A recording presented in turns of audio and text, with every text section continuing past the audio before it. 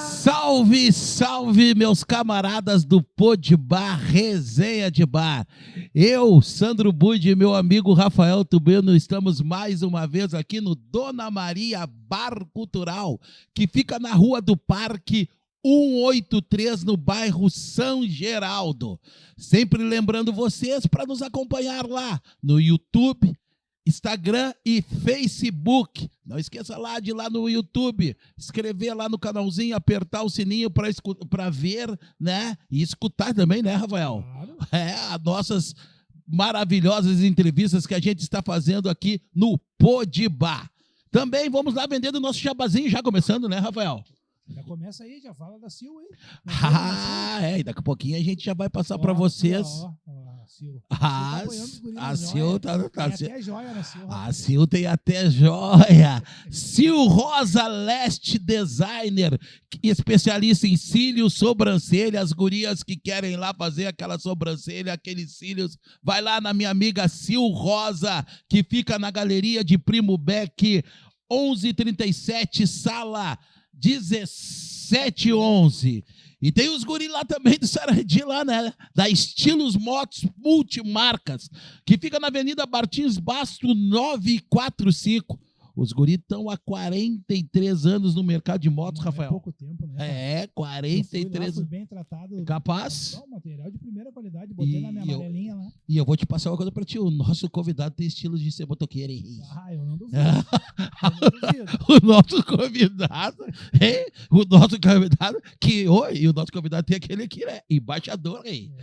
O Romeu, já a gente já vai falar do nosso convidado. Fala aí dos guris da família, Rafael. O Alfa Mídia Comunicação Visual, na Avenida Tiradentes, 563, no bairro Jardim Porto Alegre, em Alvorada. O pessoal lá da Alfa Mídia Comunicação Visual é para tudo de comunicação visual, desde o banner, a fachada de empresas. É realmente um trabalho diferenciado dos caras lá. Um abração pro Luciano aí, que Luciano tá ajudando a gente. E também falar aí da confeitaria, da padaria e confeitaria Café com Pão, né? Café com Pão, lá do bairro Sarandi, na Alcides Maia, 519, no bairro Sarandi, Vila Elizabeth, que deixou aí o nosso convidado já degustou um salgado. Ele comeu o salgadinho. Degustou. E ele veio no salgadinho. E também tem lá o nosso, né, o Boteco do Naldo. Tá no Naldo hoje? No sábado. No sábado tem no Boteco do Naldo. A primeira banda. Quem? É. Não? Quem é a primeira banda? Os Dorinhos vão abrir pro Gago, rei. Os Dorinhos também. Os Dorinhos vão abrir, né? No dia 1º, então. Até me perdi, rapaz. Você me pegou. Ele me quebrou. Dia 1º, lá no Boteco do Naldo, vai ter pagode de Dorinho e Quintal do Gago. Dia 1º, a partir do meio-dia, todo mundo lá no Boteco do Naldo, que fica na Rua Alcides Maia, 519, lá no Sarandi, Vila Elizabeth. E agora, Rafael? Agora o papo vai ficar bom. Eu tava...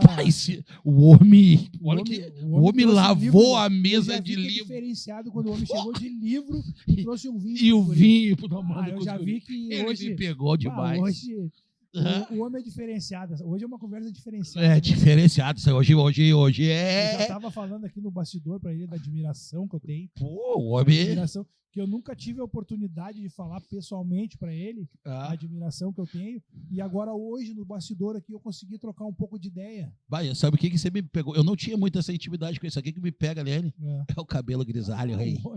Me pega demais. Esse aí é o terror, rapaz. Os cabelos grisalhos dele, numa quadra de escola de samba, pega os guri. É diferente. Apresenta o nosso convidado aí, Rafael. Estamos aí hoje com o nosso irmão, nosso amigo Paulo Ferreira, um grande carnavalesco. Embaixador do samba, né? Embaixador do samba.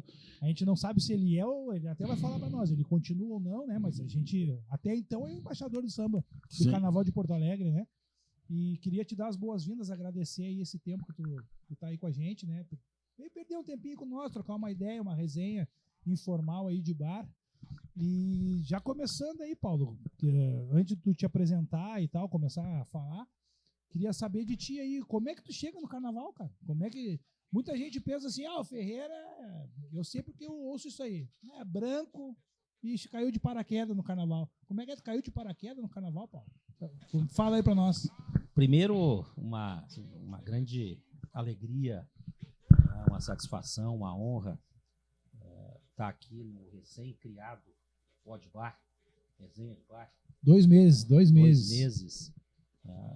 Porto Alegre, né, e o Carnaval de Porto Alegre, a cultura popular de Porto Alegre, né, ela carece de espaços e de veículos de divulgação, né, da sua história, né, das suas realizações, né, e o Pod Bar pode cumprir uma tarefa, uma função, né, e fazer com que a gente tenha conversa, né, como essa que a gente vai ter aqui, né, e outras, né, e num espaço cultural aqui do bairro São Geraldo, né, que é uma zona da cidade em plena revitalização. É o quarto distrito.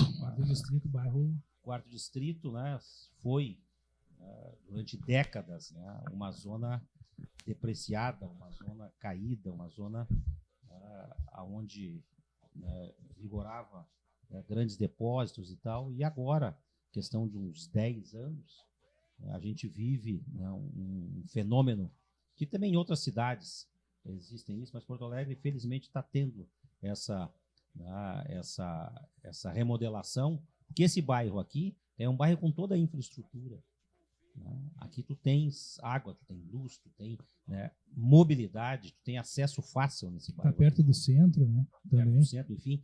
Né? Então, outras cidades, enfim, têm exemplos clássicos. Né? Então, que o Pod Bar, né, no bairro São Geraldo tenha uma experiência exitosa. A história do Carnaval, né, para mim, ela pode ser assim dividida em 2 fases.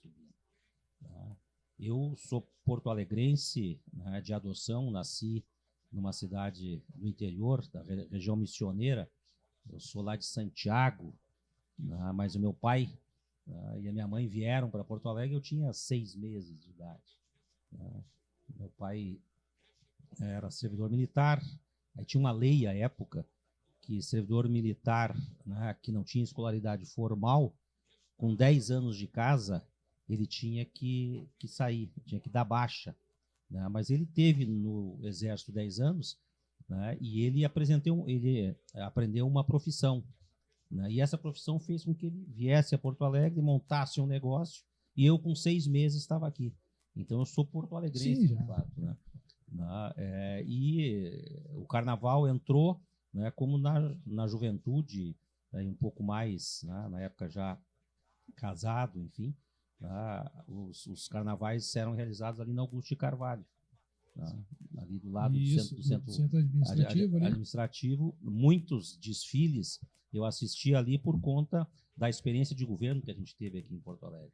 Então, até 2008, né, que dá para dizer que é uma data, né, eu tinha o Carnaval como, né, uma festa popular que eu sempre gostei, né, quer dizer, além dos bailes de clubes, né, cabos de soldados da Brigada Militar, eu fui muito.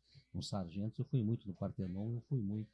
Né, e tinha assim, essa admiração, e aí a partir de 2008, eu já tinha uma outra vida. Mas só te interromper, quando tu veio para cá, Paulo, tu era qual bairro, da onde que o teu bairro em Porto Alegre, quando tu veio lá com 6 meses? Com 6 meses a gente veio morar, né, na Vila Elza, né, mas logo depois... Na Alvorada? Vila Elza, Alvorada? Alvorada. Sim. Pô, que bacana, Alvorada, eu sou de lá, né? Alvorada. Né, mas depois, muito, acho que questão de 1 ano, né, o meu pai, né, foi para casa da minha avó, né, que era na Bento Gonçalves 3.563. Esse número eu nunca esquecerei. 3.563. Anota aí para jogar amanhã.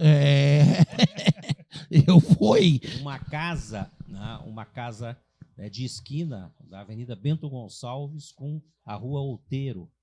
Eu ia te dizer isso. Quase em frente ao Sanatório Belém. O Sanatório Partenon. Partenon. Então, a minha vida até os 24 anos, quando eu casei, foi ali. Eu morei ali. Então, eu sou filho do Partenon. Andei pela Volta da Cobra, subi o morro na Páscoa, descia, enfim, aquela região ali. Estudei no Colégio Champagnat, praticamente ali, Champanhar, Nossa Senhora do Brasil. Ali foi a minha formação. E, enfim, essa atividade mais relacionada ao carnaval, Tubino, assim, do ponto de vista de ajudar, de discutir, de interagir, de participar, organicamente, ela vem, com a minha participação, política, enquanto dirigente do PT. Quer dizer, eu fui dirigente municipal aqui em Porto Alegre, dirigente regional, e em 2002, com o triunfo primeiro do Lula, quer dizer, eu e a Tereza Campelo, minha ex-mulher, nós fomos a Brasília, e de lá, enfim, 2003 até 2010, eu tive na Executiva Nacional do PT, e nós temos uma regra na Executiva que diz o seguinte, que dirigente que fica 3 mandatos, ele não pode ficar o quarto, ele tem que sair. Então, como o meu tempo já estava expirando, eu comecei a pensar o que eu vou fazer em 2010. E aí, muitos companheiros, olha, eu acho que tem que ver a possibilidade de ingressar na vida parlamentar. Quer dizer, tens trajetória, tem relações, enfim, tal.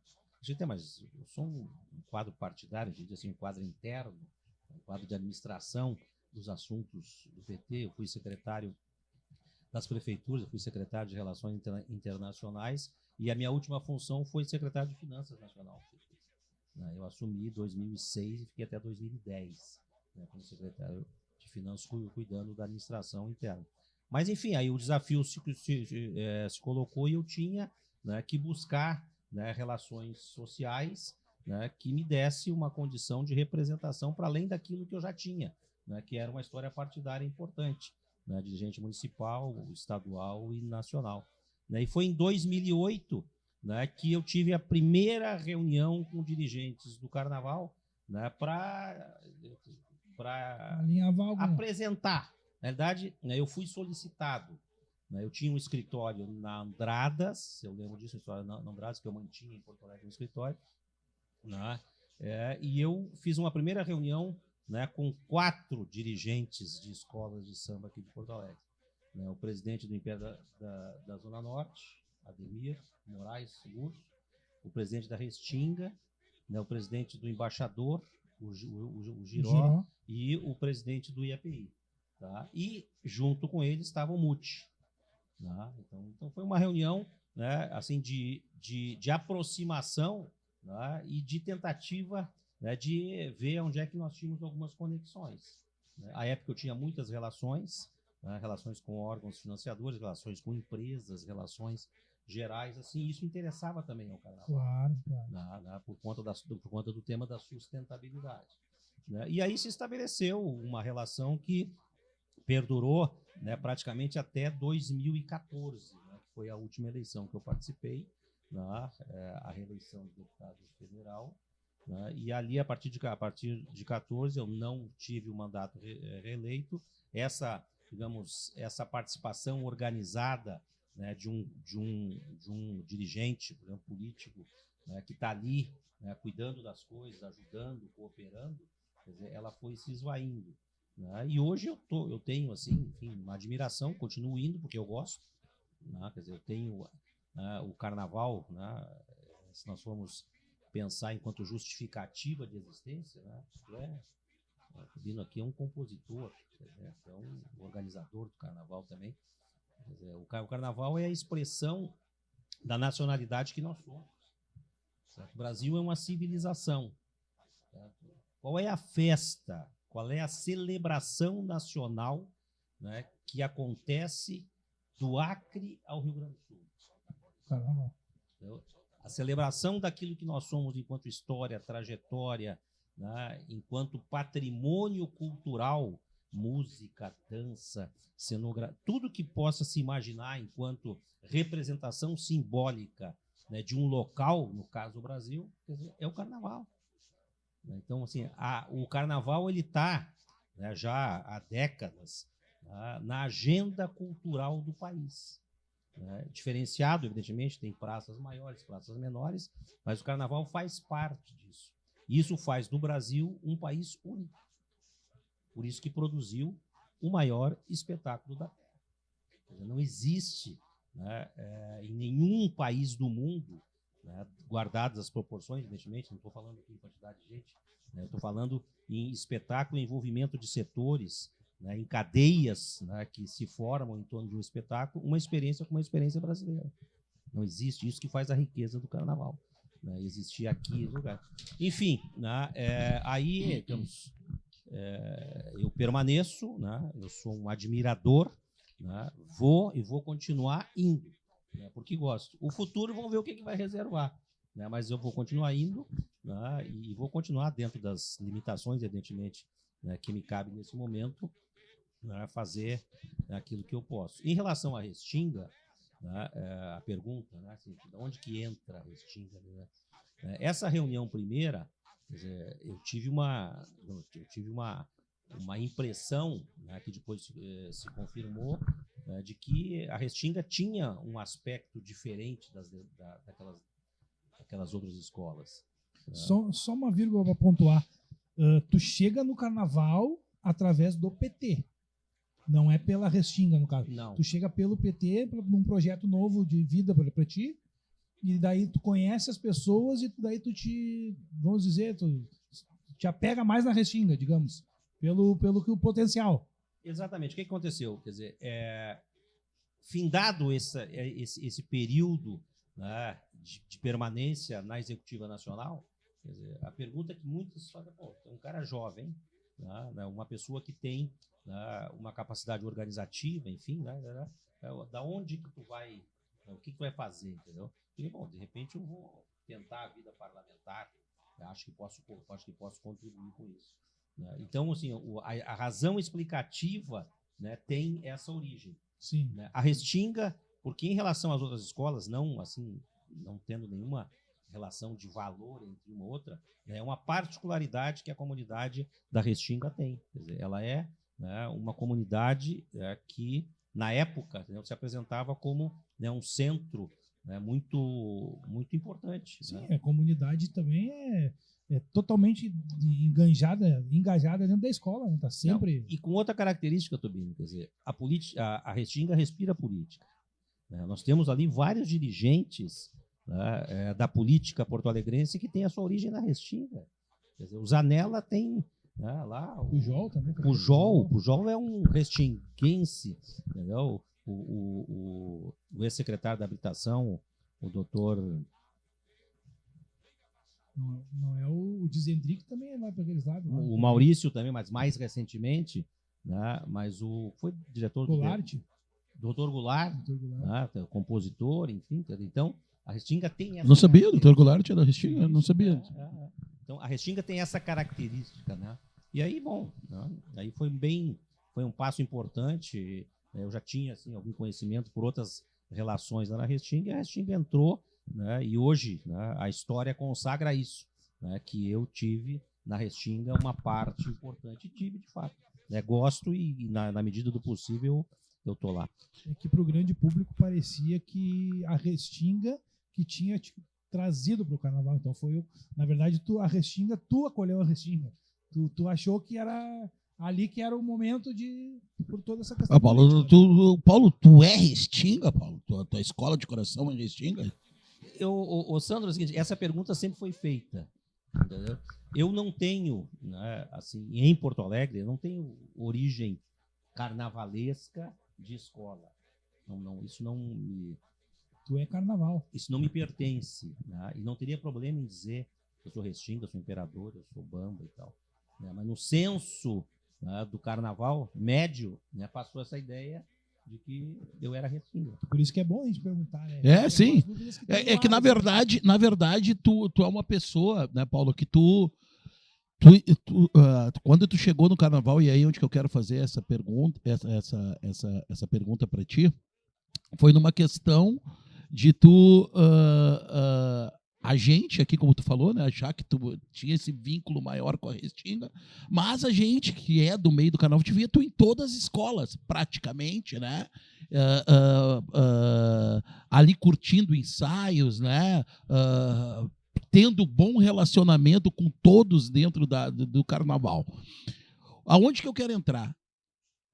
Esse teu bom relacionamento, que quando tu chegou aqui, isso é uma novidade. Tu chegar no carnaval, para ti estava tudo sendo novidade, né? Foi 2008, tudo estava sendo novidade. Te traz esse carinho pelo carnaval, que nós carnavalescos vezes que tu teve aquela situação de carinho pelo carnaval. Sim. Também, de entrar e dar esse suporte para o carnaval de Porto Alegre. Tu acha que foi a tua andada em todas as escolas de samba, e conversar, entender as dificuldades de cada um?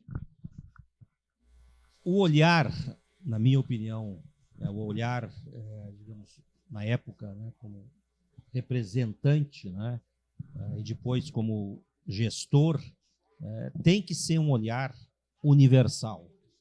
Ele não pode ser um olhar particular, né? Pode até ter uma certa preferência, mas se à época, né, houve esse movimento de aproximação, e houve, quer dizer, eu, sinceramente, quer dizer, eu nunca achei que seria correto, politicamente certo, né, seria, digamos assim, saudável ter preferência A, B, C ou D. Né? Essa noção de universalidade e de totalidade, quer dizer, ela ficou clara depois nos projetos que nós conseguimos organizar. Eu sou candidato a deputado federal em 2010, fico na suplência, acabo assumindo em 2012. Né? Em 2013, a gente fez, né, a primeira audiência pública da cadeia produtiva do carnaval no Brasil. Quer dizer, que foi um marco. Até hoje, na Comissão de Cultura da Câmara, lá nos anais, a maior audiência. No meio daquelas manifestações de 2013, a gente conseguiu levar para lá todas as principais ligas, né, e fazer um debate sobre a cadeia produtiva. Né, e isso resultou mais tarde, né, em projeto, né, e resultou, inclusive, né, numa política pública. O que me orgulha, assim, enquanto parlamentar nessa área de cultura, é hoje ter no Estado brasileiro um programa que se chama Programa da Cadeia Produtiva do Carnaval. A gente ouve falar até hoje, né? Qualquer parlamentar que quiser, no Brasil inteiro, ajudar a sua escola, certo? Ele não vai criar. Agora o Bolsonaro extinguiu o Ministério da Cultura lá, mas em algum lugar do Estado está lá a rubrica, né, específica que o parlamentar ou que o Ministério, qualquer Ministério do Turismo, da Cultura, se quiser alocar recurso para alavancar atividades da cadeia produtiva em qualquer lugar, está lá. Isso foi uma criação, né, do nosso mandato, uma proposta surgida naquela audiência pública. Né? Então, assim, respondendo, eu não vejo, né, como saudável, como politicamente correto.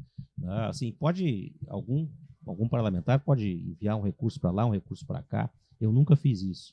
Hoje tem parlamentares que enviam emendas para a escola A, escola B e escola C. Certo? Todos os recursos que eu, né, enquanto parlamentar à época, né, e pela relação que tinha com o Ministério da Cultura e com o governo, né, da presidenta Dilma no primeiro mandato, né, todas as iniciativas foram iniciativas, né, de abrangência geral.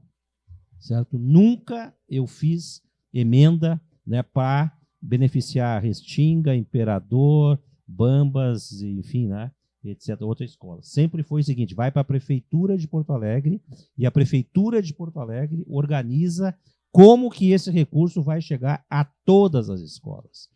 Tanto é que o recurso que veio para a cadeia produtiva do Carnaval em 2015, resultado da ação parlamentar, se reverteu, né, na compra de R$2.600.000 em material. Foi a maior compra, né, que a Secretaria de Cultura de Porto Alegre fez para qualquer atividade. Né, e isso ali teve depois usos, né, teve desvios também, que não dá para esconder, né, mas teve um uso, né, que se estendeu por vários anos. Então, assim, eu acho que, né, toda a atividade pública ela tem que ser universal. Ela não pode ser particularista. É isso que me honra. Eu ia te falar, sabe que não dá para entender? O carnaval com esse poder, né, com esse poder de... Como ele disse aí, ele foi suplente do mandato e assumiu 2 anos. Com esse poder de projeto que ele fez, não conseguia eleger de novo. E aí entra uma pergunta, eu até vou meio que pular aqui um pouquinho, mas fazendo 2 perguntas junto. Primeira, não chega a ser uma pergunta agora, é uma afirmação. O salto de qualidade que o Carnaval teve de 2010 a 2014 foi surreal, né? Eu acho que acabou em 2014 ali. Foi até 2014. Foi surreal, que era a época que tu estava ajudando, tu estava, né?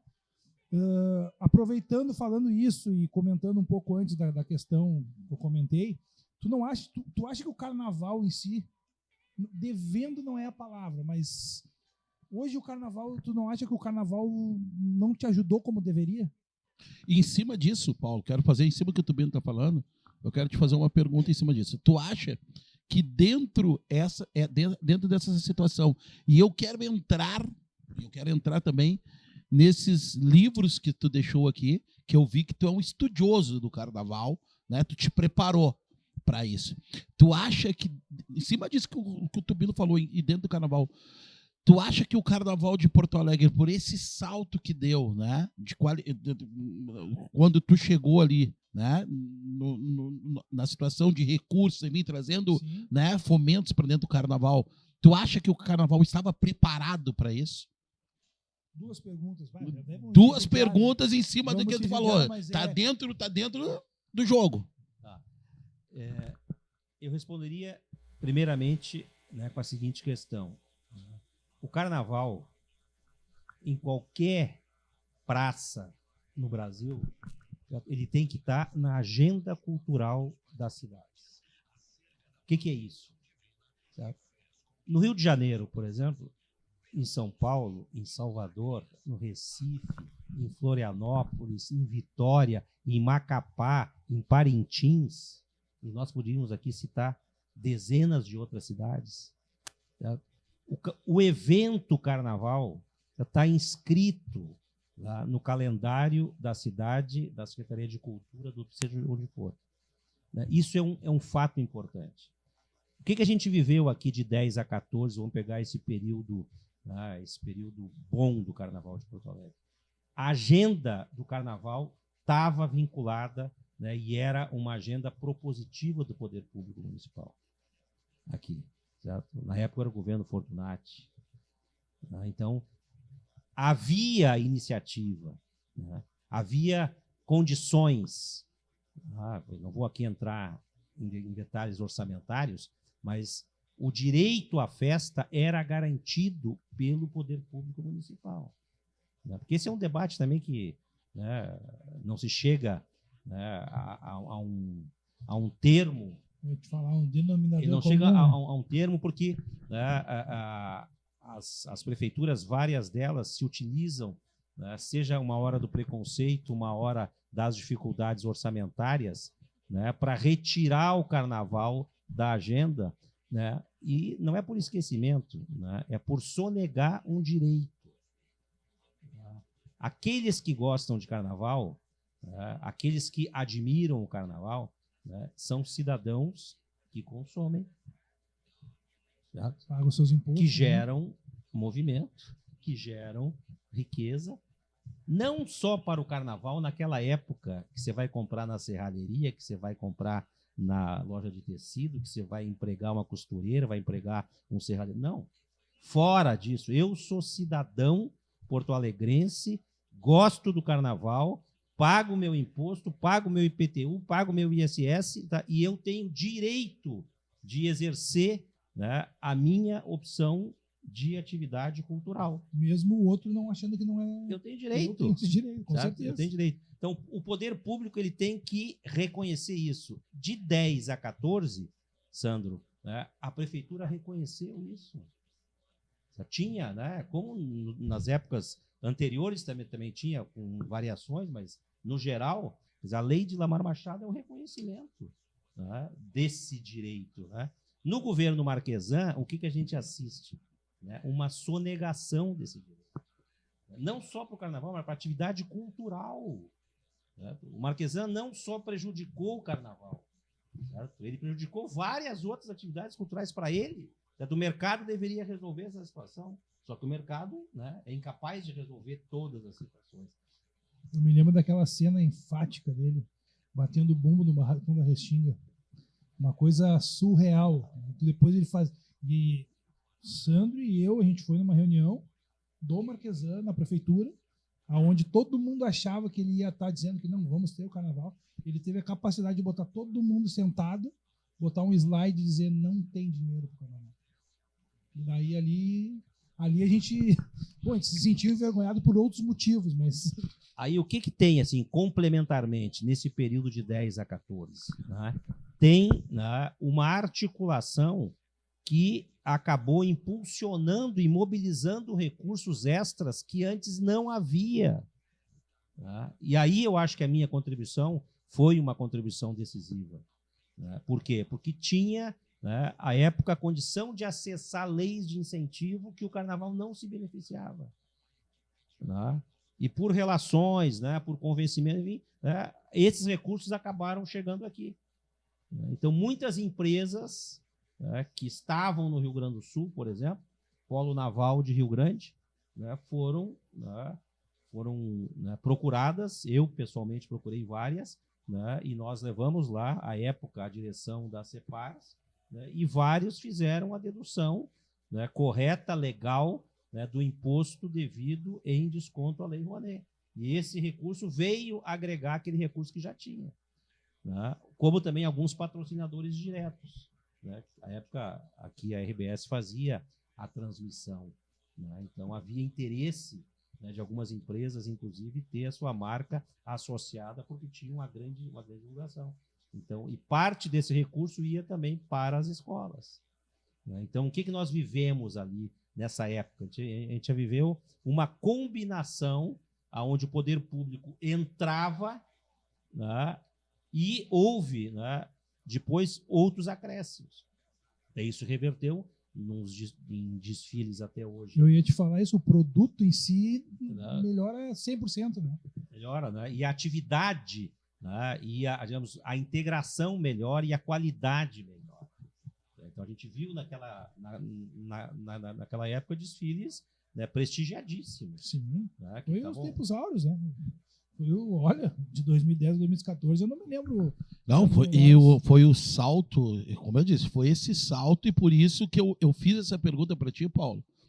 E eu sinto, né, nós como carnavalesco, a gente sente que o carnaval de Porto Alegre, né, e hoje a gente está pagando por isso, ele não estava preparado, né, na estrutura dele, para esse salto de qualidade que foi dado, né? Eu vejo que hoje o Carnaval de Porto Alegre ele precisa o que tu fez em 2010 e 2014 hoje, né? Eu acho que ele em si, dentro do contexto organização, que tinha tudo ali, o carnaval, com esses recursos. Quando tu tem o recurso, tu tem organização, né? Quando não tem, tu não tem organização, né? E eu senti que tinha esse recurso, mas não tinha organização. Né? Infelizmente, e por isso que eu fiz essa pergunta. Tu acha que dentro disso que tu passou, que eu tô vendo que tu é um estudioso do carnaval, tu acha que isso faltou, essa organização de se manter isso até hoje? Porque em 2014, 2015, 2016, o Carnaval de Porto Alegre chegou onde está. Tu acha que faltou dentro das escolas de samba isso? Eu dividiria assim. Né? As escolas não podem tudo, né? Como também o poder público e, né, os aportes privados não podem tudo. Por que tem êxito, né, nos eventos que se realizam em São Paulo, Rio de Janeiro e outras praças? Né? Porque o carnaval ele é, né, tão grandioso enquanto expressão que ele invade a seara dos negócios. Então, o evento Carnaval Sapucaí AMB, certo, é um evento disputadíssimo, né, por marcas, né, por patrocínios, né, e, evidentemente, quanto maior o evento, mais, né, exigente é essa parte de recurso. Uma escola no Rio de Janeiro hoje, quer dizer, ela não tem condição de pensar em iniciar carnaval, né, se ela não tiver, né, orçamentariamente, né, eu vou dizer o número que está desatualizado aqui, mas a época que eu, né, acompanhava um pouco isso, não tem como, né, uma grande escola do Rio, primeiro grupo especial, né, pensar a época uma escola sem ter um orçamento de 6, 7 milhões de reais. Né? E aí tinha, evidentemente, aporte do poder público, né, tinha aportes privados. Né? A Petrobras, inclusive, foi uma grande parceira do Carnaval do Rio de Janeiro, vários anos. Né? Então, assim, o que eu, né, acho? Né? Não existe festa do Carnaval sem poder público. Essa fórmula marquesã é uma fórmula falida. Ela não existe. Não tem como. Né? Por quê? Porque o Carnaval, né, como outras festas, né, elas dependem, tá? E elas têm que exercer esse direito que nós falávamos antes.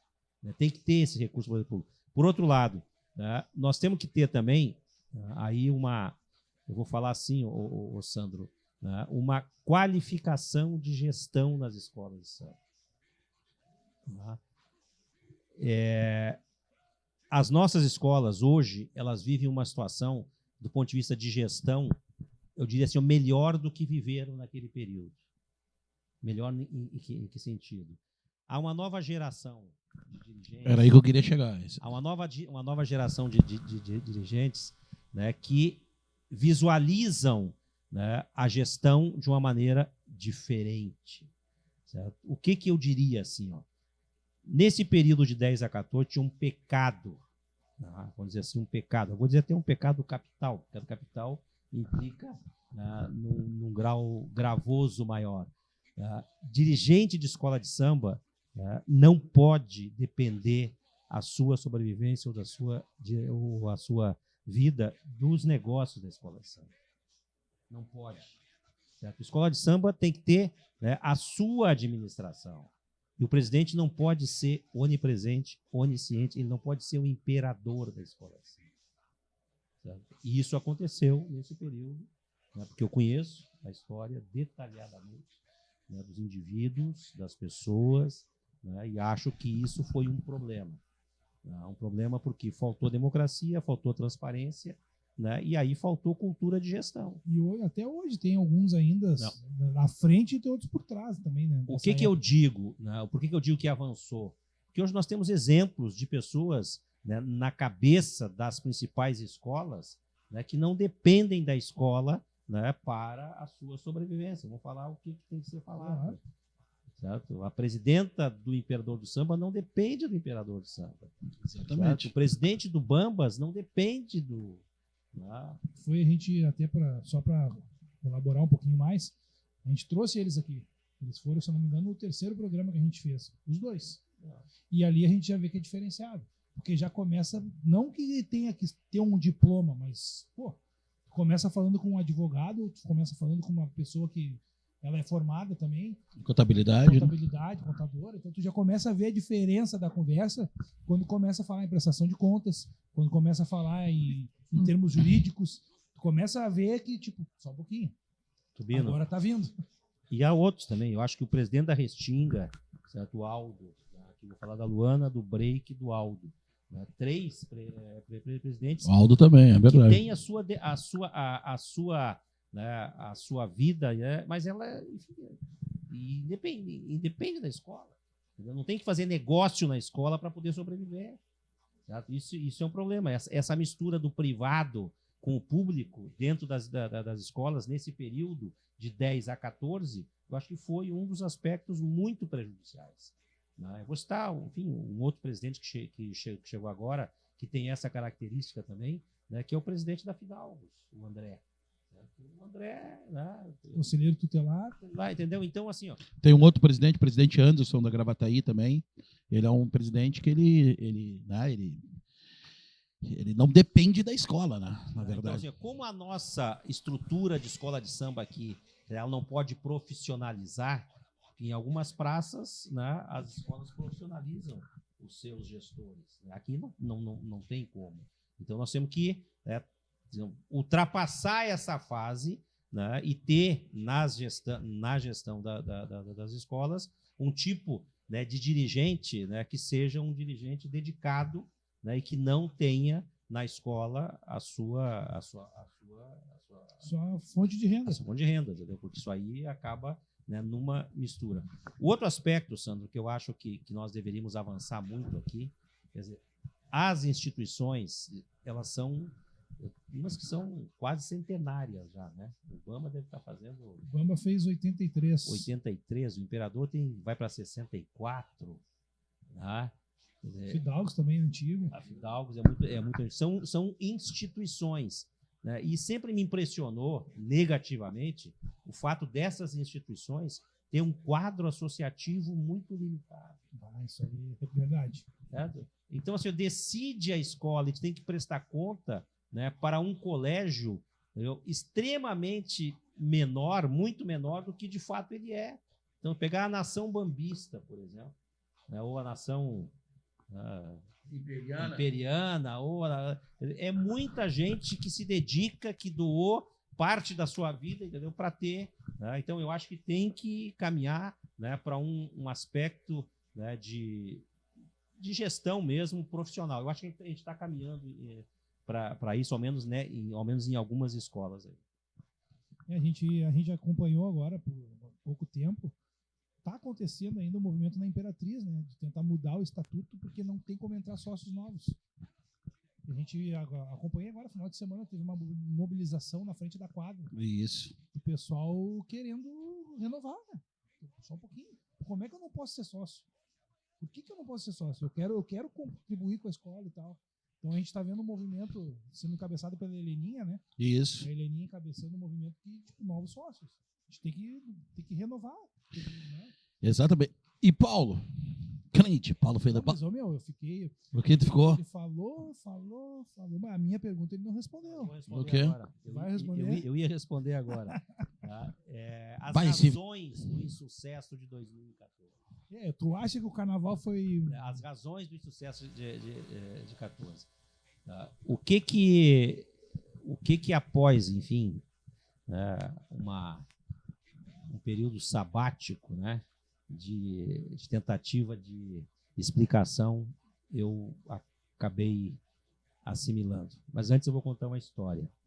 A gente fez a campanha de 10, uma campanha empolgante, quer dizer, 77 mil votos para alguém que nunca tinha sido candidato. É muito voto. Quer dizer, então, e o Carnaval participou naquele momento, a cultura popular. Eu me lembro que eu trabalhava em Uruguaiana e o pessoal de Uruguaiana estava todo contigo do Carnaval. Então, a gente fez, certamente,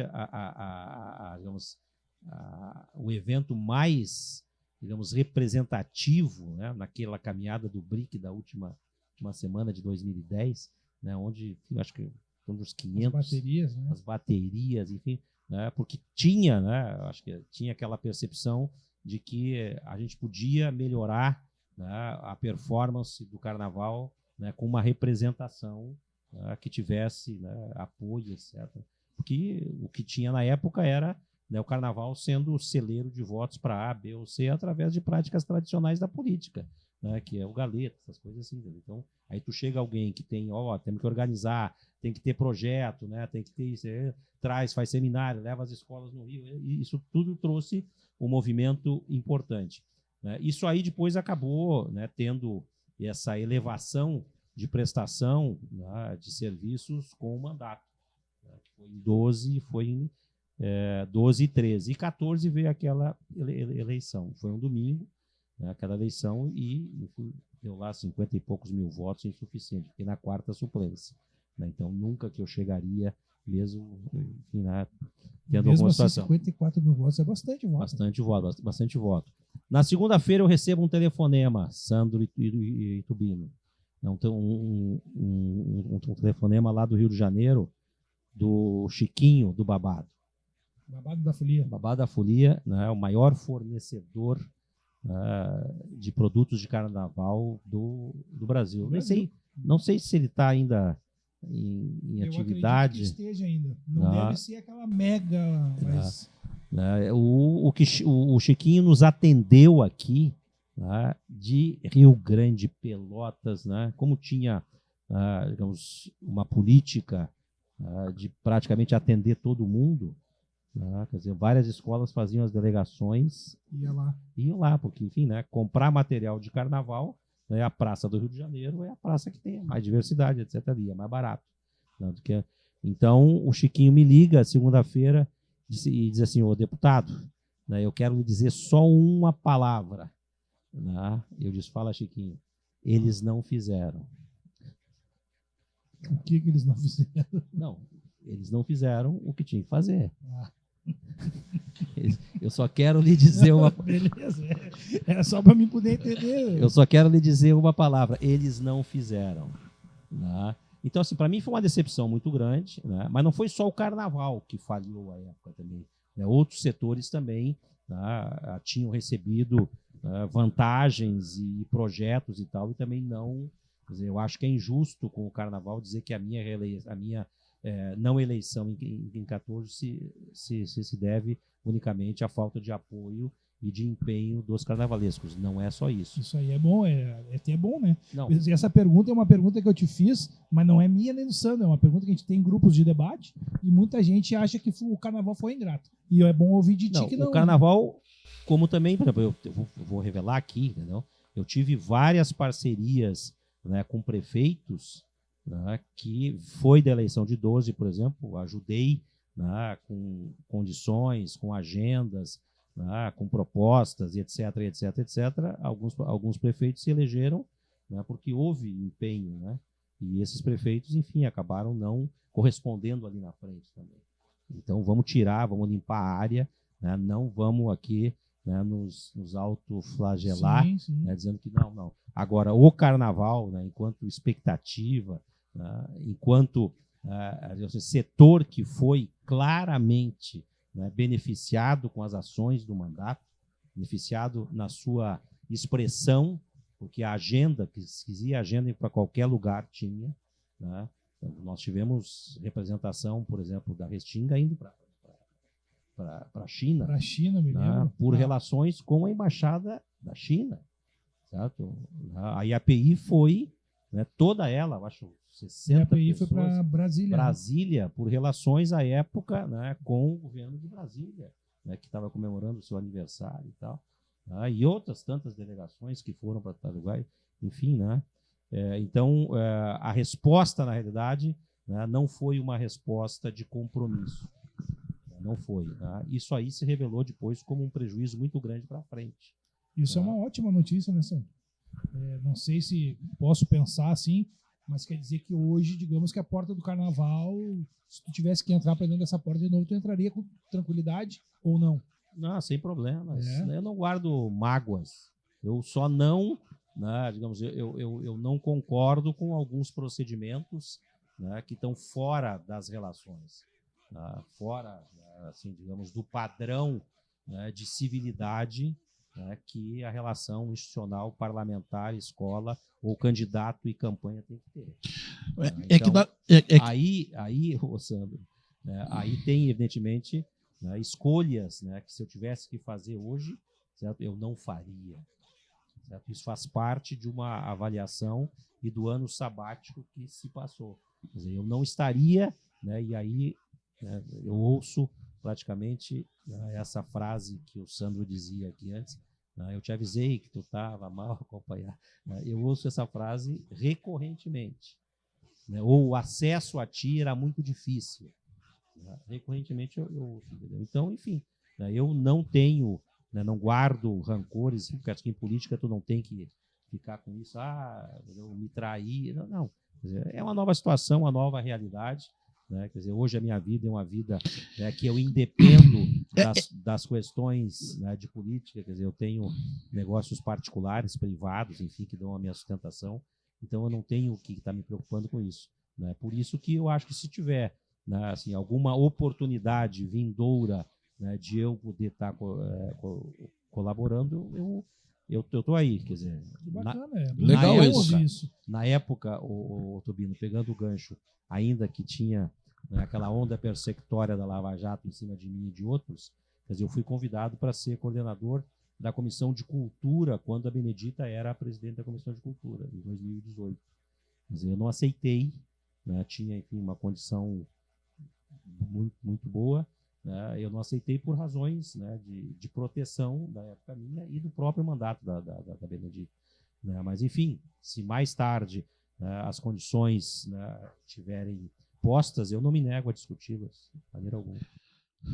Paulo, dentro disso, como tu chega a embaixador do Carnaval de Porto Alegre? Como é que tu entra nesse... Porra, isso pra ti deve ter sido uma honra também, né? Porra, embaixador, hein? Eu tentei ser remomo e não consegui. Puta. O que, digamos, a história conta disso? E eu vou ser absolutamente fiel aqui.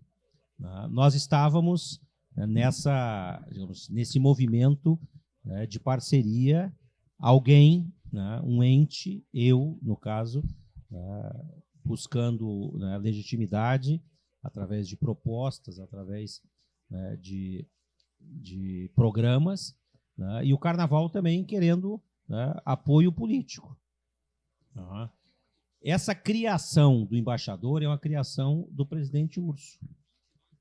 Ele era presidente do Império da Zona Norte. O Urso gosta dessas coisas, né? O Urso era presidente do Império da Zona Norte. O Urso tem uma característica e uma qualidade que tem que ser preservada, independentemente das críticas, né, que as pessoas têm a ele.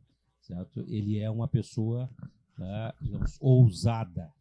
Certo? Ele acha que pode fazer e ele cria, né, as condições para realizar. Então, ele deu a sugestão. Né? Eu acho que nós temos que, né, prestigiar esse papel, né, que você já estava tendo, né, de representação, né, dos interesses do Carnaval, do setor, né, se tu te eleger, enfim, tu vai ser o parlamentar. Então, né, eu vou, né, pelo Império da Zona Norte, eu vou te conferir, né, e não foi assim o Carnaval, foi o Império da Zona Norte, foi uma atitude da escola. Entendi. Do embaixador do Império.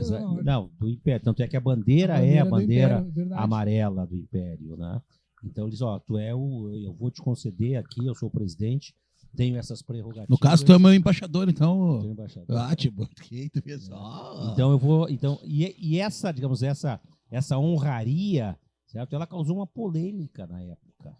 Uma polêmica. Eu lembro até, né, que o Cláudio Brito, né, fez um comentário, né, e acho que a Rosane Oliveira, né, na coluna, antiga página 10, não leio Zero Hora faz tempo, mas tinha a página 10, que era uma página de política, né, aparece ali, né, uma foto e aparece uma crítica à concessão da honraria, né, uma crítica que tinha por base uma opinião à época do Cláudio Brito, que depois, enfim, a gente, né, conversou, eu tenho uma relação excelente com o Cláudio Brito hoje.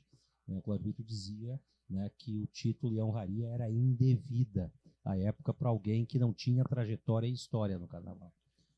E aí ficou essa polêmica, mas independentemente disso, o título embaixador aí depois virou do Carnaval, veio do Império e virou do Carnaval, acabou, né, se popularizando. Né? Eu me lembro que daí nessa época, a Vila do IAPI, eu estava na Vila do IAPI, a gente fez um samba enredo em homenagem a ti. Que daí foi nessa época. Eu me lembro, o Império Embaixador, vamos fazer uma música, vamos dar para ele. Vem samba, cair na folia, a festa é nossa, é só alegria.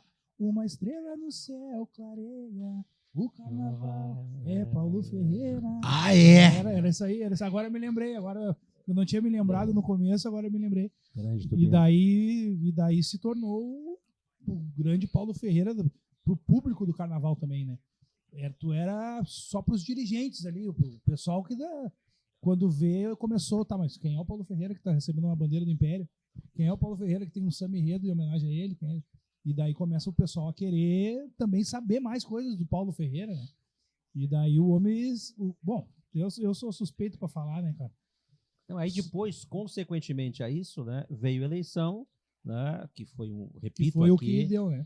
Que foi, digamos, um momento extraordinário, né, a minha experiência pessoal, né, engrandeceu-se com aquela votação, tu receber 77 mil votos, Tá? Quer dizer, é um Beira-Rio hoje mais um pouco. É bastante. Uma arena lotada e mais um monte de gente E fora. mais um pouco, né? Quer dizer, isso, e aí com o mandato, né, embora um mandato abreviado de 2 anos, né, e com as consequências e com as realizações, quer dizer, eu não me sentia, né, depois desse período ali como usurpador do título.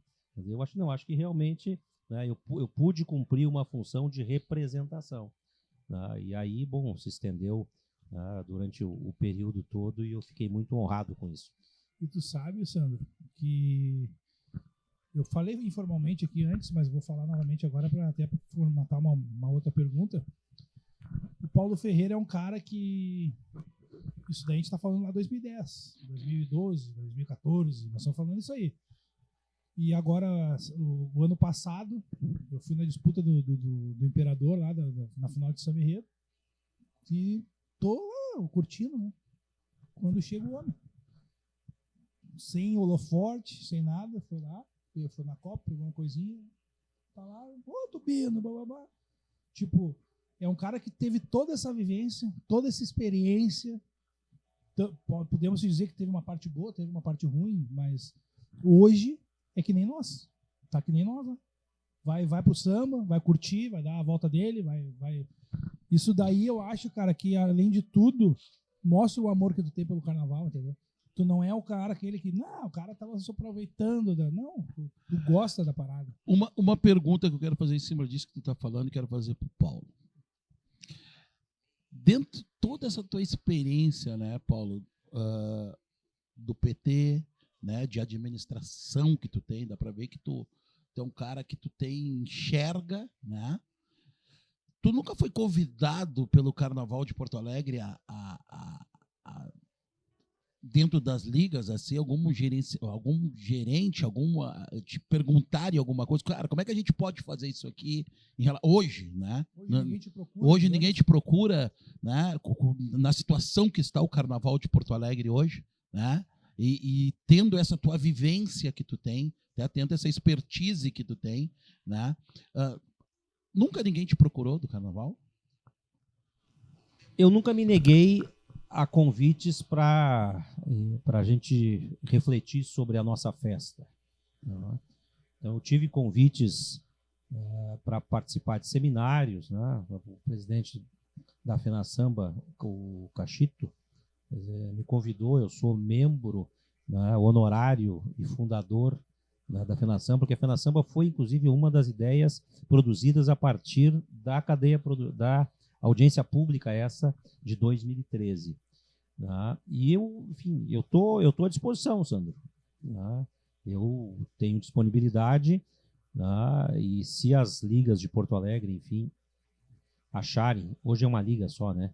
Hoje então, ainda não, né? Mas estão no processo de juntar as duas. Elas estão unidas, mas no papel hoje não tem como, porque questão contratual e tal.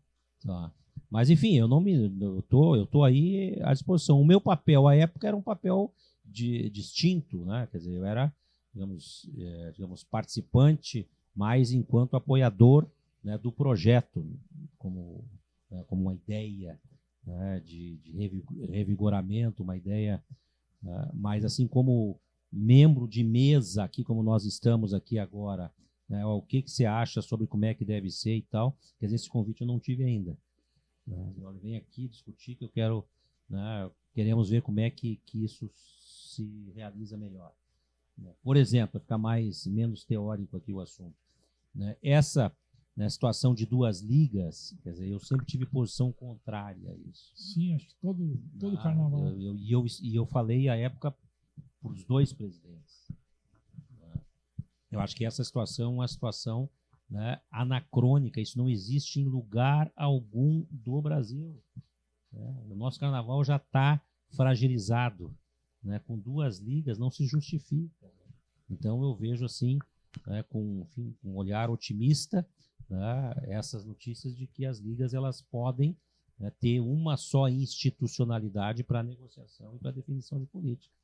Né? Por exemplo, se eu sou gestor municipal, é muito difícil, Né? Ali Com quem é que eu vou tratar? Como é que eu vou tratar com A ou vou tratar com É B? complicado. É muito, digamos, é muito desgastante, é uma energia que se esvai. Tem pra questão de unidade política também, né? E dentro disso também, né, Paulo, eu quero também te fazer uma outra pergunta.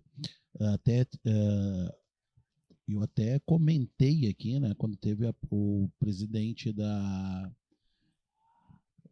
o ex-presidente da Imperatriz e hoje presidente da UESP, o presidente Maurício, junto com o irmão dele, o André, que o Carnaval de Porto Alegre, ele precisa, né, de pessoas que elas têm aquela conversa com o poder público, né, que tenham o poder público entenda o que o Carnaval de Porto Alegre quer.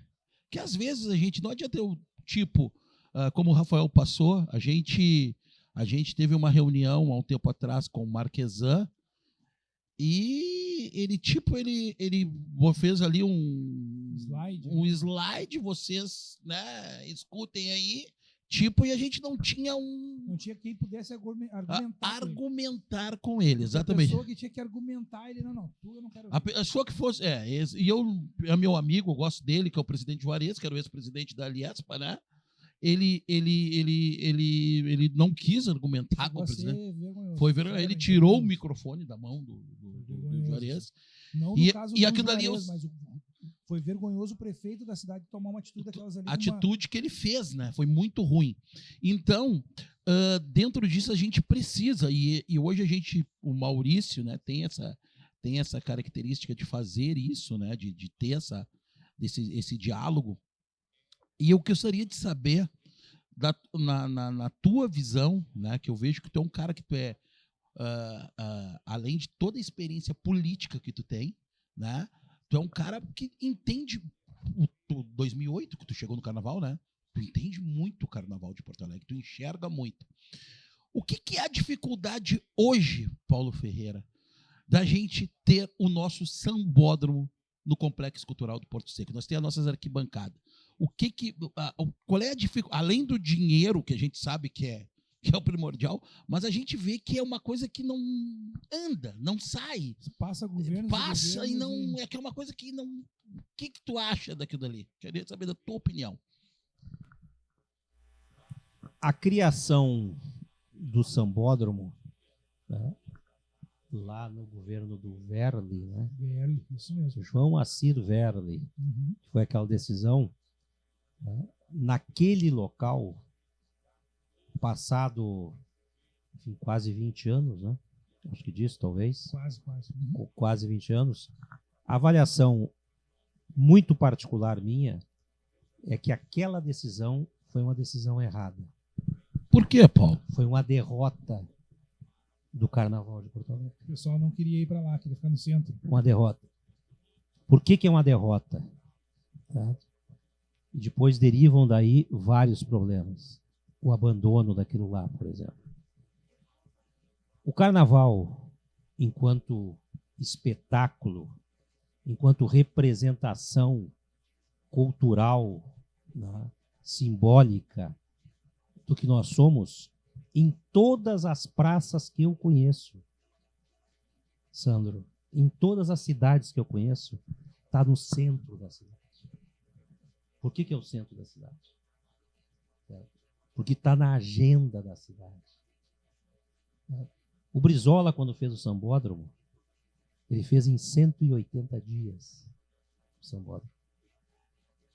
E ele dizia uma palavra à época que era o seguinte: o Carnaval, aqui no Rio, elege e derruba governo. Mas qual que é a mensagem arquitetônica, política, né, da localização dessas praças no centro das cidades? Por que está no centro? Porque a população que gosta do Carnaval, certo, é uma população que teve origem ali no centro, em todos esses locais. Entendeu? Aonde está o sambódromo hoje, tem a Praça 15 do Rio de Janeiro, por exemplo. Está do lado ali, tem uma estação de metrô ali. Né? Onde, enfim, a tia Ciata tinha o seu... E é central para todo mundo, né? Então é o seguinte, além disso, né, o Tubino falava aqui, quer dizer, eu ia falar na frente, Quer dizer, as questões de acesso e mobilidade. A ideia de um local, nas condições que nós fizemos aqui em Porto Alegre, você sai do barracão e vai e volta, é uma ideia genial. É uma ideia espetacular. Não tem no Rio, não tem em São Paulo, não tem lugar nenhum. Certo? Mas para te sair de qualquer ponto da cidade, tirando a Zona Norte, para ir até a Zona Norte, como é que o povo pobre que gosta de carnaval, que a sua festa de representação faz? Isso custa muito caro para o poder público e muito caro para, né, quem sustenta o carnaval, para quem faz o carnaval. Por que eu digo isso agora aqui, né, que foi um erro? E foi um erro e foi uma derrota. Né, porque nós tínhamos, à época, opções, né, de continuar ou com o carnaval no centro, embora sem as condições de estrutura, ou buscar um outro espaço que fosse similar, né, à história e à trajetória dos outros locais. Né? Então, hoje, concluir, né, o nosso sambódromo. Né? A gente pode colocar as arquibancadas, isso não é caro. Eu lembro que no governo do Fortunato foi a última tentativa. Isso aí custava 15 milhões. Né? Para uma cidade que tem um orçamento que está chegando a 4 bilhões de reais, né? 15 milhões de reais, né? E nós tínhamos condição, à época, de recurso federal e outros recursos. Não é um problema, eu acho, na minha opinião, só de recurso. Entendeu? Eu acho que tem um acerto de contas a ser feito com isso. Para botar definitivamente o sambódromo lá naquele lugar, entendeu? A gente vai ter que ter, né, uma estrutura, né, e que nos permita ter ali, de fato, um local de apropriação do carnaval e daquilo que ele significa para a cidade. Né? O carnaval, lá na Zona Norte, é gueto, na minha opinião. O carnaval é manter a população que gosta de carnaval afastada do centro da cidade. Isso eu acho que é uma... Por isso que eu disse que isso é uma derrota. Como é que vai ficar isso para a atual gestão do Melo, do André, que é nosso amigo, enfim, que é o responsável e tal? É um debate que tem que ser feito. Agora, eu não acho esse debate um debate, né, desnecessário. Eu acho que a gente tem que fazer esse debate. Né? Por quê? Porque prédios públicos a gente faz e refaz. A gente coloca e recoloca. Certamente aquela área lá, certo? É uma área que tem atratividade para outras funções, para outros interesses. Certo? Eu não tenho nenhum preconceito, né, em nós ir para aquela área lá, né, né, botar aquela área num pacote de negociação, né, para nós ter um outro espaço. Até estava em pauta na prefeitura, foi votado, né? Certo? Eu não, dos porque terrenos da volta ali. Assim, já que tu me pediu uma opinião de alguém que tem alguma experiência, entendeu? Né? Eu sinceramente, né, eu recolocaria esse assunto em pauta. Né? Não para o carnaval agora, porque vai ser feito lá, né, tem toda uma... Mas eu acho que estrategicamente, para o futuro da nossa cultura, né, eu acho que nós tínhamos que botar na pauta, né, um novo local para o carnaval da cidade. Mas hoje, Paulo, a gente tinha... Eu vejo o único local que a gente tem hoje no centro seria, né, aonde que era aquela a Beira Rio ali, né, aonde foi feita agora, né, a obra ali onde que tem a pista de skate, enfim.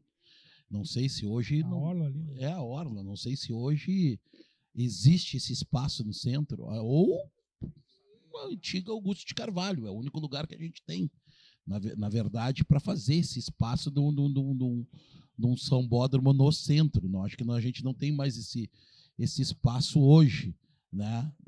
Mas como tu falou, é uma situação para ser discutida. Isso daí, né? Chega a beirar, ouvindo o que tu fala e o que a gente sabe, podemos dizer também que tem muito preconceito com o carnaval dentro de Porto Alegre. Né? Porque, tipo, eu me lembro que os gaúchos, né, iriam fazer os desfiles farroupilha no Porto Seco e nunca fizeram.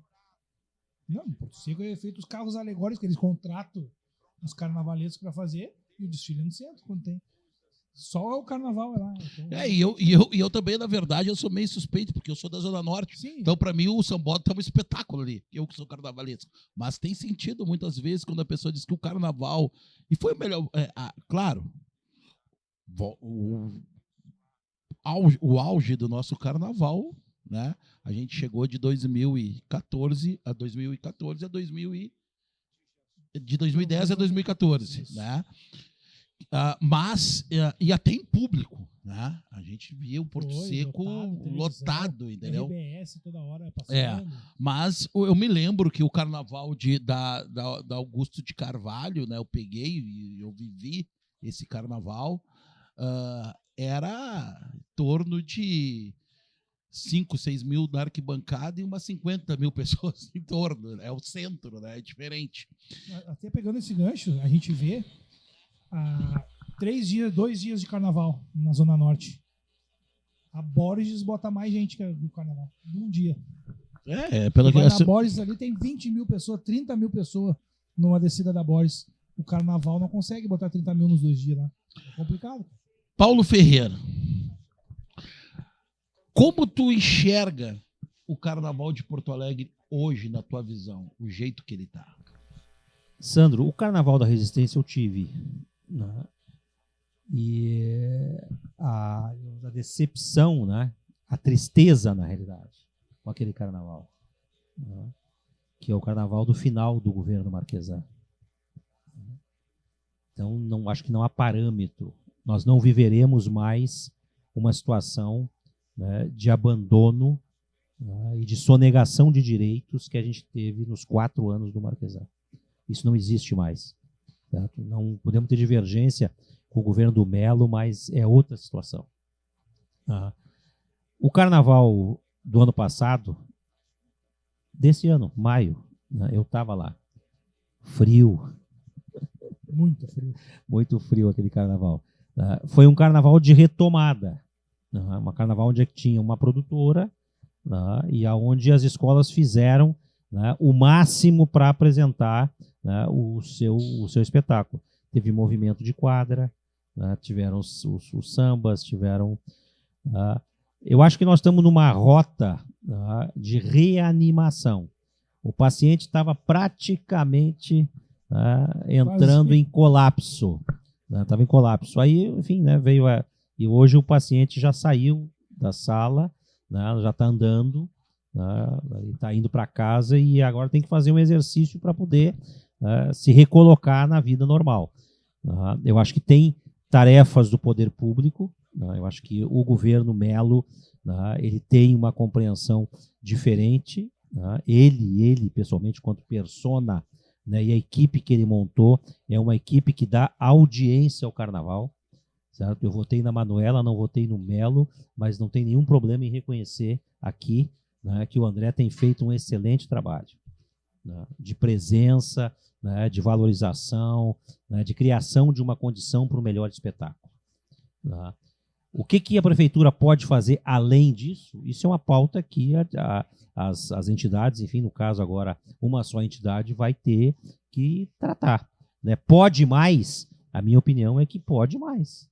Né, pode ter, né, uma qualificação maior do espetáculo lá no nosso Porto Seco, da tua Zona Norte? Pode. Né, já houve lá, eu fiz, né, algumas incursões lá em 2020, né, e nós não tínhamos cerca. Né, hoje tem cerca, não tinha luz, hoje tem luz, né, não tinha guarda, hoje tem guarda. Então o nosso palco lá ele está melhor cuidado. Agora, evidentemente que aquilo ali tem que ter, né, um investimento muito maior se lá, né, vai ser o local definitivo. Né. Como está, é um local muito precário, né, extremamente precário. Por quê? Porque não tem as condições. O barracão mesmo da antiga Cepars, entendeu? Hoje ele é um prédio, um prédio abandonado que serve, né, para pequenos delitos lá dentro. Entendeu? Então, aquele patrimônio lá, é um patrimônio que tem que ser melhor gerido. Então, essa é uma parte importante. O poder público deve, né, na minha opinião, uma prestação de serviços melhor.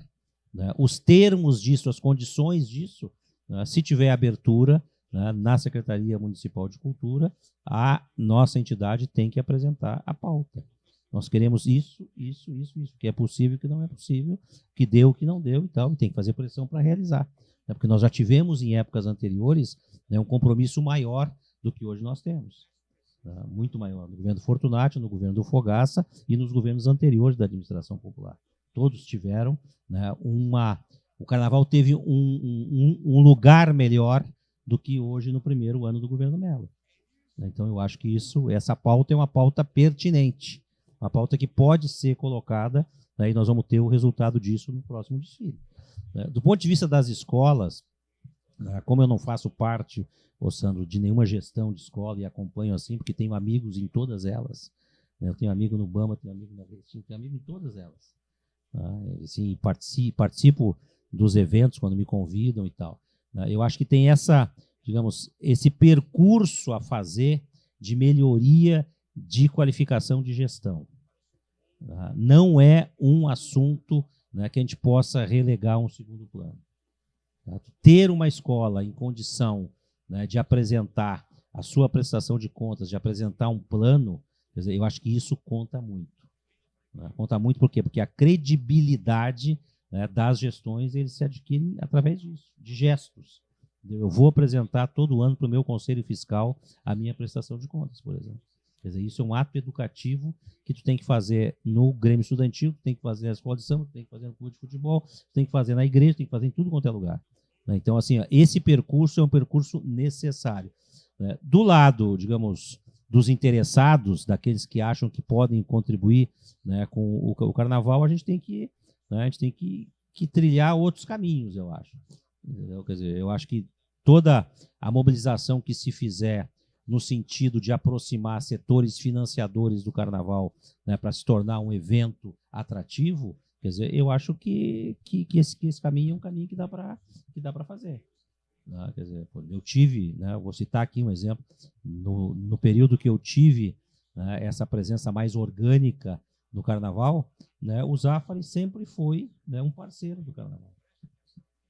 Nós sempre íamos lá, né, e, né, a direção dos não, acho que tem aqui uma contrapartida da empresa, né, a esse espetáculo, né, porque aqui nós temos um compromisso também em apoiar. A gente faz os concertos não sei do que, e também estamos fazendo aqui uma participação no Carnaval. Sei que teve uma participação agora deles, né, pequena, no Carnaval passado, né, e acho que nós temos que voltar a fazer esse caminho. Eu acho que visitar, né, assim, visitar empresas, né, olha, aqui vamos retomar e tal. E acho que esse é um caminho. Prefeitura, poder público municipal, né, administração de escolas, iniciativas, né, de valorização e de retorno a uma credibilidade, né, que hoje está desgastada, né, e tem toda uma agenda futura, que esse talvez seja a pauta, né, que é uma agenda de governo do Estado e uma agenda de governo federal. Né? Não vamos esquecer que nesse período bom de 10 a 14, a grande maioria dos recursos que tornaram o Carnaval visível aqui, que tornaram o Carnaval robusto, tiveram origem aonde? No orçamento federal. Então, os 2 milhões e tantos em material direto, né, do Ministério da Cultura para a Prefeitura de Porto Alegre é dinheiro de recurso federal. As emendas parlamentares que, na época, deputado, eu coloquei, é recurso do governo federal. Né? Outras verbas do Ministério do Turismo, que foi feito para ativação do Carnaval, para mobilizar as pessoas, é recurso federal. Essa agenda foi interrompida, né, com o impeachment da Dilma. Ela foi interrompida. Então, não houve mais, que eu saiba, nenhum outro recurso do governo federal para o Carnaval de Porto Alegre. Isso não significa que não existem recursos. Né? Pela experiência, há recursos. Né? Falta é vontade política, digamos. Falta é articulação, né? E falta é prioridade. Né? Eu não quero aqui fazer nenhuma crítica a nenhum parlamentar, seja porto-alegrense ou seja do Estado. Né? Mas no âmbito do mandato parlamentar, por exemplo, né, cada parlamentar tem, ao ano, 16 milhões de reais que ele pode destinar em emendas. 50% é para saúde e educação, são emendas dirigidas, mas os outros 50%, 7 milhões e meio, ele direciona para onde ele quiser. Certo? O carnaval é uma festa de representação e de interesse, né, na minha opinião, tanto é que eu me aproximei dele, né, grande. Quer dizer, então, e o Carnaval de Porto Alegre não é um carnaval caro. Não é um carnaval caro. É um dos subprodutos, né, da audiência pública foi uma pesquisa que nós fizemos aqui, tá, em conjunto, coordenada pelo Sandro Santos, tá, também coordenada, né, para nós saber o tamanho do Carnaval de Porto Alegre, uma pesquisa em conjunto, né, da FINEP, eu acho, com a URGS. Aqui. Então, a gente teve e tem o resultado dessa pesquisa. A época, que foi 2014, eu acho que foi publicada essa pesquisa, o Carnaval de Porto Alegre foi estimado no seu custo em torno de 5 milhões e 600 mil reais. Não é um carnaval caro. Certo? É uma escola de samba do Grupo Especial do Rio de Janeiro. Portanto, quando se fala, o carnaval gasta, o carnaval não gasta. Né? O carnaval é absolutamente econômico nessa situação. Então, como a gente vai ter eleição agora, daqui a alguns dias, entendeu? Como a tendência é nós ter um governo simpático, tanto é que o presidente que eu apoio é um presidente que teve domingo agora, na Portela. Certo? Recebeu o boné da Portela da tia Surita. Lotado da quadra. Não, a quadra não tinha espaço para mais ninguém. Não, e fez vários atos e várias manifestações, né, nesse período de campanha com carnavalescos. Teve encontro dele com o samba. Teve em samba que é em Porto Alegre, né? Exatamente. Aqui em Porto Alegre teve o encontro da cultura com ele, que eu estava, e tinha uma delegação de 20 carnavalescos. Foram convidados, tá? E a Kelly, né, que foi a presidenta, a representante escolhida na época, fez um pronunciamento do palco com ele, né, sobre, né, a agenda nossa com o governo federal. Então, quer dizer, eu acho que nós vamos ter um outro, né, contexto político nacional. Pior do que nós vivemos, a gente não vai viver. Né? Ter um governo aqui que sonegou o direito, que foi o governo do Marquesan, e ter um governo nacional, entendeu? Que a cultura para ele era absolutamente, enfim, nem vou aqui, mas enfim, né? Então nós vamos viver um outro, né? E acho que tem que ser feito também, né, uma gestão junto ao governo do estado, né, porque na época que o Tarso era governador aqui, né, o Carnaval de Porto Alegre teve aportes, né, do orçamento e também de algumas empresas estatais.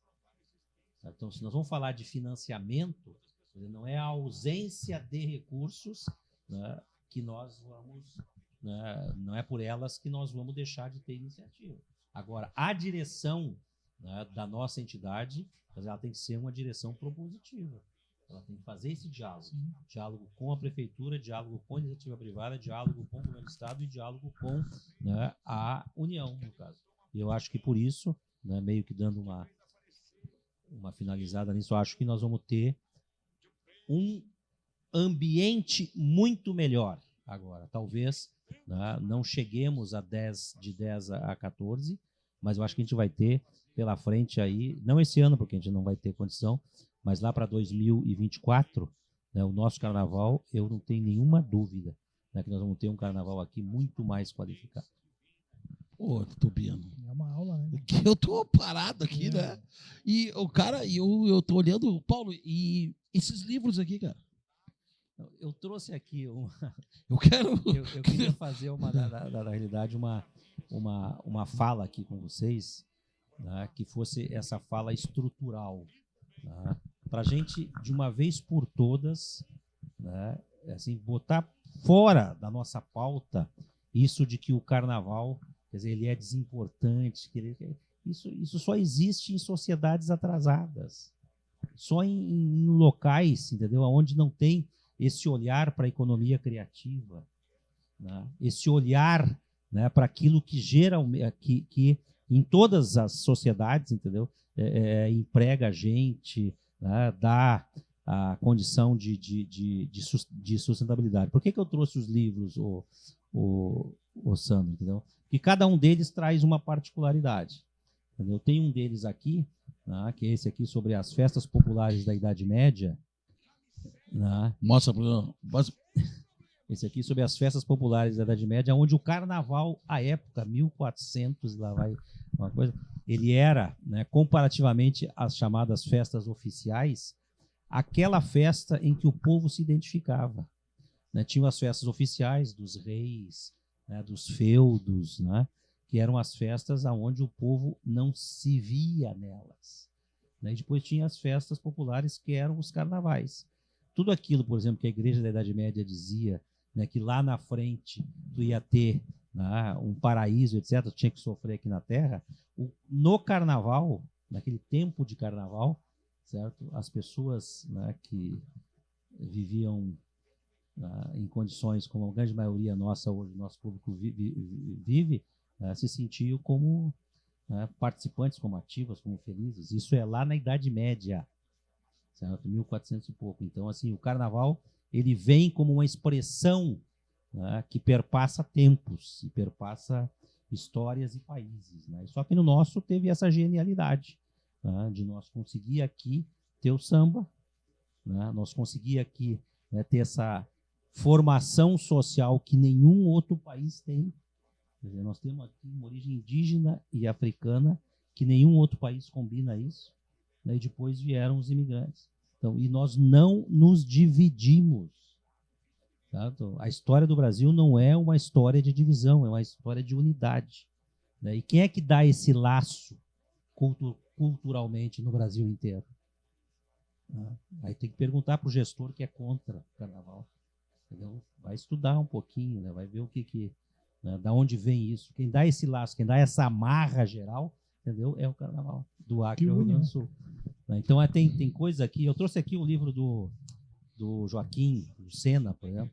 Né? O Joaquim, ele me deu um livro em 2020, onde ele conta a história dele, né? Que é a história de um personagem, né? Que vem, né? Assim, lá do pai Por sinal, dele. tem que ser convidado para vir aqui. tem que ser. E ele tem, assim, na memória, porque o nosso Carnaval tem um problema também, o Sandro e Tubinho. Nós temos uma cultura muito oral.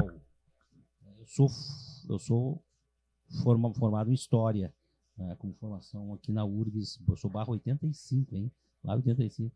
Né, e eu, quando eu comecei a frequentar mais as quadras, eu lembro até hoje, né, eu fui no Bamba, né, e tinha um senhor, eu não recordo o nome, eu perguntei para a Rosalina, né, o Rosalina... O senhor bem velhinho? Bem velhinho. Tio Ciro. Deve ser o tio Ciro. O Rosalina, né, olha essa pessoa, quantos anos eu tenho? Tem mais de 90. Né? Assim, e o que essa... Não, ele estava lá, de terno, de gravata, assistindo, certo? Um ensaio do Bamba. Entendeu? E aquilo me causou, e até hoje, entendeu? O que uma pessoa dessa tem para dizer para nós? Vocês já escreveram sobre isso? Não escrevi nunca. Entendeu? Mas perder a história, né? Então a história se perde. Então essa cultura oral, quer dizer, é uma cultura importante, tal, mas ela tem que estar de alguma maneira registrada, né? Então, assim, tem que ter exposição, tem que ter fotografia, tem que ter... Eu acho que isso é uma parte que nós devemos a essa cultura. Enfim, depois tem outros. Tem outro aqui muito bom, o Sandro. Que esse aqui eu vou te... Esse me pegou. Ele pediu emprestado esse aqui, que eu vou emprestar para ele, tá? Que é uma história da construção do Sambódromo no Rio, e do maior espetáculo da Terra. Sabe? Quer dizer, o Sambódromo que nós conhecemos hoje teve 4 idealizadores e 4 fundadores e 4 presidentes de grandes escolas de samba, que é o Anísio, o Guimarães, o Luizinho e o Carlinhos. Quem não leu a história desses camaradas aqui, junto com o Castor de Andrade, que agora a Globo fez série, né? uma série, todo mundo tem que assistir, porque é espetacular. Entendeu? Quem não entender, né, da formação e do empenho não vai entender por que hoje o Carnaval do Rio de Janeiro é a representação mais importante cultural que o Brasil tem no mundo. Então eu vou te emprestar esse aqui, Sandro, tu vai ler. Com certeza, esse eu vou ler. Enfim, né? Então, assim, as coisas que a gente tem que ir aprendendo e tem que Nós estamos tomando uma aula. Eu ia te falar, você chega a ser triste quando caminha pro final no meio de uma aula. Pô, mas antes de acabar, eu tenho. O que tu tem que falar? Eu tenho que perguntar para ele lá.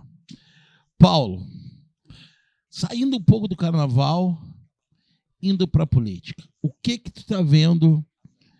Tudo que está acontecendo, o que tu acha que no próximo domingo, né? Qual é o cenário que está se desenhando, né, na tua experiência política, né, em relação a gente vê que hoje as pesquisas estão dizendo, né, que hoje fechou 53 a... Tá dizendo que é no primeiro turno, né? Tu acha que isso pode acontecer, Paulo? O PT disputou de 2002 até agora 4 eleições vitoriosas. 2002, 2006 com Lula, 2010, 2014 com a Dilma. E 2018 a gente perdeu, né, pro Bolsonaro. O Haddad fez 44% dos votos, mas perdeu. Nós nunca ganhamos em primeiro turno. Estava falando aqui no nosso intervalo, o único presidente que ganhou eleições no período, né, democrático, né, brasileiro em primeiro turno foi Fernando Henrique. Ganhou do Lula em 94 no primeiro turno e ganhou do Lula também em 98 em primeiro turno. Depois o Lula em 2002 ganhou do Serra. Né?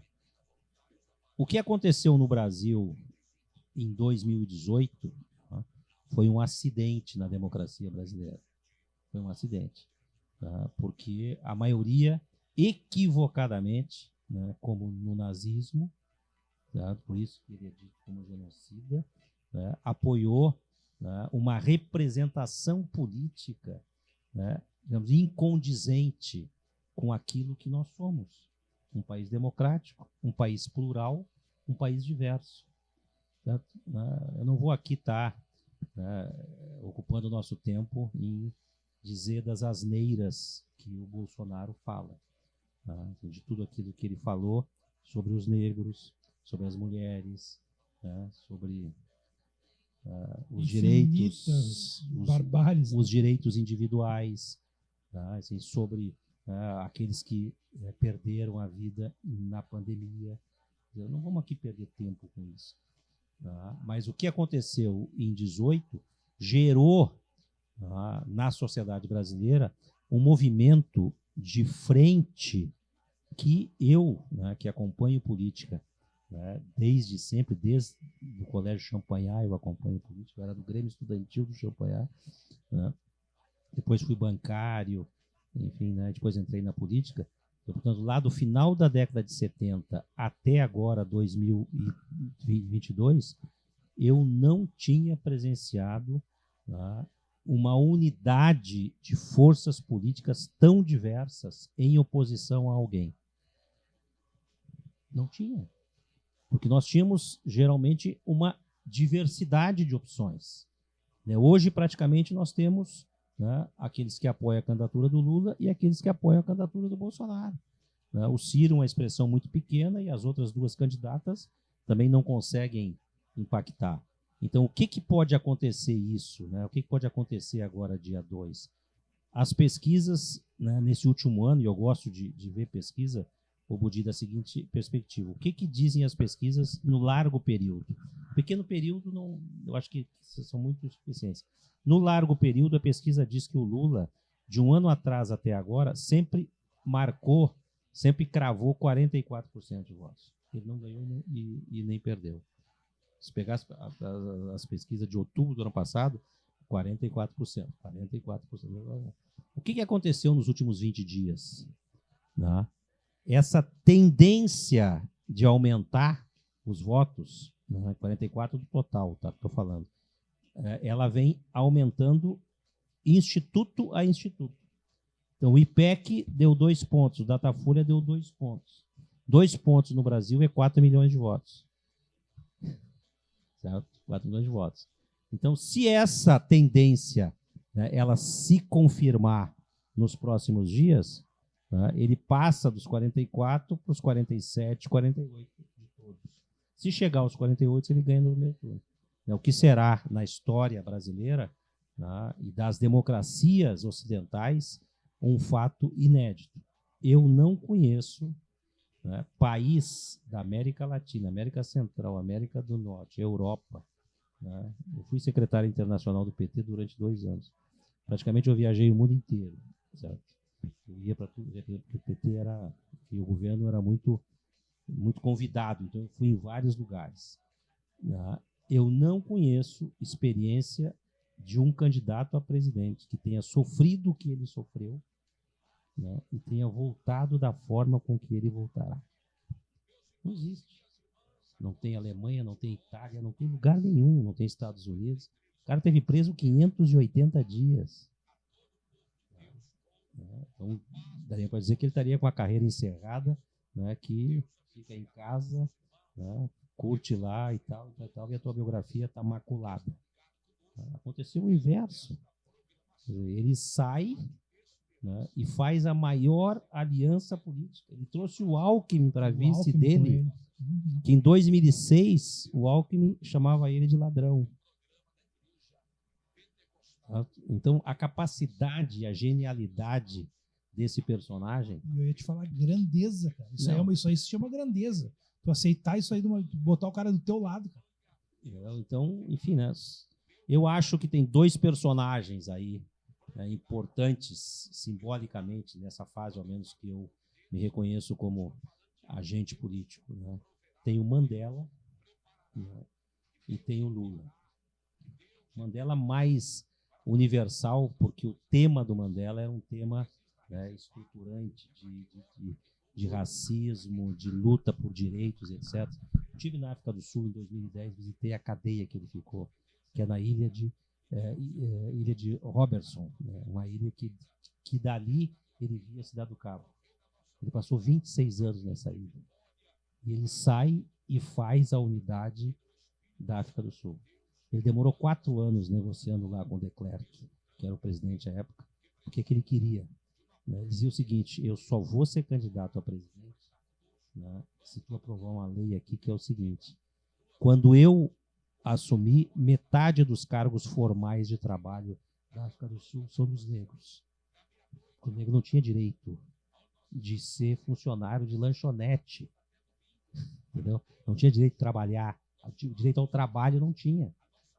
Certo? Então eu só vou ser candidato, entendeu? O cara demorou 4 anos, negociou e foi lá se elegeu. Então, assim, os significados são distintos, mas para nós aqui, dessa experiência que a gente vive, né, de um país, né, de cultura, digamos, latino-americana, portuguesa, índia, negra e tal, não existe. Ele é o personagem mais importante da política brasileira, certamente, mais do que o Getúlio. Então, domingo agora, daqui a alguns diazinhos, a gente vai ver.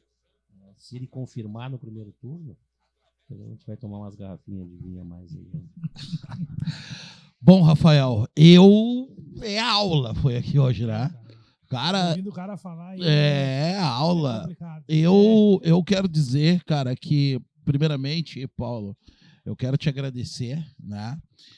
Eu sou uma pessoa que todas as vezes que eu te vi, tu sempre teve essa simplicidade, sempre foi um cara muito simples. Eu não tinha conversado contigo, né? Mas a vez que eu conversei, até eu cheguei até ti para conversar alguma coisa, e tu prontamente, né, me chamou e a gente conversou, e me confirmou essa tua simplicidade, e por isso que tu tem, né, no meio do carnaval, esse respeito. Né? E eu vejo que tu tem esse respeito, sim, não só por todas as situações que tu fez, né? Mas também pelo teu jeito, né? Dessa tua simplicidade de ser, né? De tu ir na escola de samba, muitas vezes tu encontra o Paulo Ferreira aí naquela churrasqueirazinha, aquela churrasqueira de tijolo ali, metendo uma carne ali, entendeu? E sendo muitos do carnaval não tem essa tua simplicidade que tu tem. Então, cara, a gente do Potiguar, né, junto aqui com o pessoal do Dona Maria, a gente só tem que te agradecer, cara. A tua presença aqui para nós foi uma aula que tu deu para nós aqui, né, de conhecimento de carnaval, né? Agora a gente Se pudesse, a gente ficava aqui até às 11 da noite, que nós ia ficar aqui te escutando. Tem que te agradecer muito a tua presença, né? Não sei, Rafael, o que tu tem para... Eu tenho uma frase que eu sempre falo. As palavras do Budi são a minha. Ele fala tudo, cara. Ele fala tudo. Então é sempre isso, é sempre isso. E reitero o que o Budi falou dessa questão da simplicidade. Que eu acho que tu foi o que tu foi, tu é o que tu é, mas tu tá sempre com o teu pé no chão e tu tá sempre do lado da churrasqueira e tu tá sempre conversando com um, conversando com o outro. E tem muita gente que não chega nem à metade do que tu é e não faz isso. Sou fã do teu trabalho, sou fã de todas as histórias que tu contou aqui para nós, mas principalmente do teu jeito de ser. Então, te agradeço também de coração aí essa aula que tu tá dando pra gente hoje aí. E se tu quiser deixar alguma consideração final, peço para te dar uma olhadinha para aquela câmera ali e conversar com a rapaziada, meu irmão. Enfim, agradecer esse momento, né, de troca que tivemos aqui, agradecer o Pod Bar nos seus 2 meses, né, que tem uma vida longa aí, o Sandro e o Tubino, e agradecer o Bar Dona Maria Cultural, né, que nós vamos, né, ter aqui no Quarto Distrito certamente um ponto de referência, né, de agregação e difusão cultural. Muito obrigado, né? Grande Paulo Ferreira, sempre agradecendo, né? Então, a presença de todos e até o próximo Pod Bar Resenha de Bar.